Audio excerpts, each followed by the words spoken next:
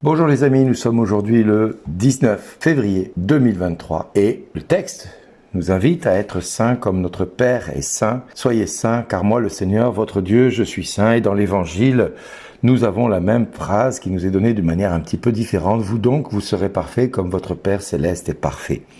Oui, parce que Jésus a horreur de cette imperfection qui nous habite et il nous fait grandir vers cette aspiration à être saint comme le Père est saint.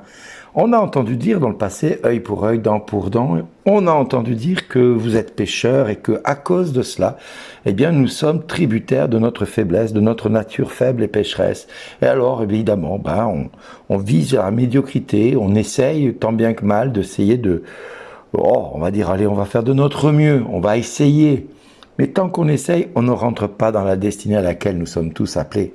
Jésus ne nous dit pas « essayez d'être parfait ». Non, vous serez parfait.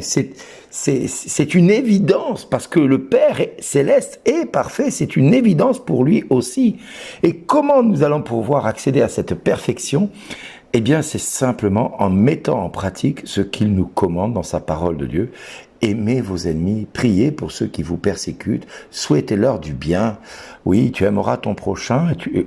Nous, on avait entendu dire, tu haïras ton ennemi. Eh bien, maintenant, je vous dis, aimez vos ennemis, priez pour ceux qui vous persécutent, afin d'être vraiment des fils de votre Père qui est aux cieux. Parce que si Jésus avait agi comme nous, eh bien, du haut de la croix, il aurait déjà condamné les deux prisonniers qui étaient condamnés à mourir avec lui. Mais celui qui était à sa gauche, qui était le bon larron et qui allait mourir comme Jésus, comme l'autre prisonnier qui était crucifié. Les deux étaient responsables de la mort de Jésus sur la croix, parce que Jésus portait le péché des autres. Et il était aussi celui qui était condamné à cause de tous ceux qui étaient en face de lui. Tous ces hommes, tous ces juifs, tous ces hommes que nous sommes aujourd'hui encore. Nous mettons Jésus à mort sur la croix. Il n'y a pas simplement qu'il est mort il y a 2000 ans. Non.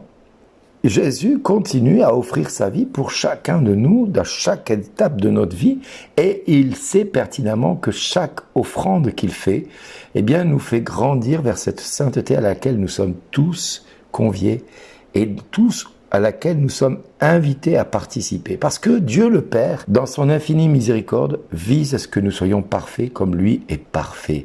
C'est ce qu'il nous demande de vivre. C'est ce qu'il nous demande d'aspirer à vivre. Aspirer au don supérieur. C'est ça, aspirer au don de Dieu, c'est ça. Tout est à vous, mais vous êtes au Christ et le Christ est à Dieu. Donc si tout est à vous et que nous, on est au Christ, mais qu'est-ce que nous pouvons penser de notre vie quand nous pensons que nous n'arriverons à rien de bon dans notre vie, quand nous pensons que notre vie est vouée à l'échec, vouée à l'épreuve, vouée à la condamnation. Ça, c'est ce que l'ennemi voudrait que nous gardions dans notre cœur et dans notre esprit. Or, c'est pas du tout ce que Dieu aspire pour nous. Parce que la lettre de Paul, elle est claire là-dessus, que personne ne s'y trompe. Si quelqu'un parmi vous pense être un sage à la manière d'ici-bas, qu'il devienne fou pour devenir sage. Eh bien oui, les enfants de Dieu sont appelés à être des fous de Dieu, des fous d'amour de Dieu. Pas de la violence, comme certains voudraient faire croire, c'est-à-dire de laisser le monde régir nos pulsions, notre vie charnelle. Non, c'est vraiment aspirer à la folie de Dieu, c'est-à-dire aimer par-dessus tout. Comme dira Paul à un autre endroit, il dira « J'aurais beau ressusciter les morts, guérir les malades, purifier les lépreux, si je n'ai pas l'amour, je ne suis rien. » Eh bien voilà, soit nous acceptons d'avoir cette folie de Dieu qui est d'aimer par-dessus tout notre prochain, notre frère, notre sœur, notre père, notre mère, notre voisin, notre voisine, qui est vraiment des fois détestable, vraiment détestable. Et ça serait logique de vouloir rendre justice par moments avec certaines personnes qui nous font vraiment pique-pendre dans notre vie et nous font subir des choses qui sont difficiles. Pourtant, Jésus dit un peu plus bas, si quelqu'un te réquisitionne pour faire 1000 pas, fais-en 2000 pour lui. Si quelqu'un te demande, donne. Et à qui veut t'emprunter, ne tourne pas le dos. Mais surtout, tu aimeras ton prochain. Et puis surtout, quiconque te demande ta tunique, donne-lui aussi ton manteau. Et puis voilà. Et si quelqu'un te frappe sur une joue, tends l'autre joue.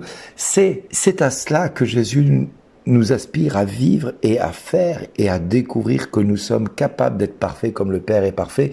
Parce que nous avons demandé la peau de Jésus, parce que quelque part, quand nous pensions que Jésus était le responsable de tous les maux MAUX, eh bien, Jésus, avec des mots MOT, nous a fait comprendre, Père, pardonne-leur, ils ne savent pas ce qu'ils font. Et il a montré à son Père qu'il était capable d'être miséricorde là où nous demandions sa peau, là où nous demandions justice. Parce que tu comprends, Seigneur, ce que je vis, c'est de ta faute, parce que tu me permets que je vive cela, c'est très dur. Si tu m'aimais, je ne serais pas tenté. Si tu m'aimais, je ne vivrais pas ceci. Si tu m'aimais, voilà, on accuse Dieu de tous les mots MAUX que la terre peut avoir, alors que les mots MAUX sont souvent la conséquence de mots que nous proférons envers notre prochain, des mots MOT, des mots que nous infligeons à nos frères et nos sœurs quand nous décidons de ne pas leur pardonner, de ne pas retenir la bonté qu'ils ont eue envers nous, mais que nous retenons le petit écart qu'ils ont fait à un moment donné et qui a blessé notre cœur et notre amour-propre et notre volonté d'être, voilà, X ou Y.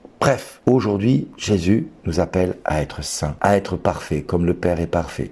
Et le psaume est merveilleux parce qu'il nous invite simplement à rentrer dans cette dimension de dire à Dieu, ben voilà, tu es tendresse et pitié, lent à la colère et plein d'amour. Oui, tu n'agis pas envers nous selon nos fautes et même tu nous rends pas selon nos offenses. Alors pourquoi nous devrions-nous rendre justice à notre manière envers celui qui nous a fait du tort? Bien au contraire, toi, aussi loin que l'Orient est de l'Occident, toi tu mets loin de nous tous nos péchés. Comme la tendresse du Père pour ses fils, la tendresse du Seigneur pour qui le craint. Oui, il ne nous viendrait pas à nous, idées, pères de famille, de faire subir à nos enfants maltraitance. Et quand bien même nous serions de mauvais pères et de mauvaises mères, et cela arrive hélas dans notre société, encore plus aujourd'hui qu'hier, eh bien notre Père céleste, lui, n'agirait pas ainsi, parce qu'il pardonne toutes nos offenses, il te guérit de toute maladie, il réclame ta vie à la tombe et il te couronne d'amour et de tendresse.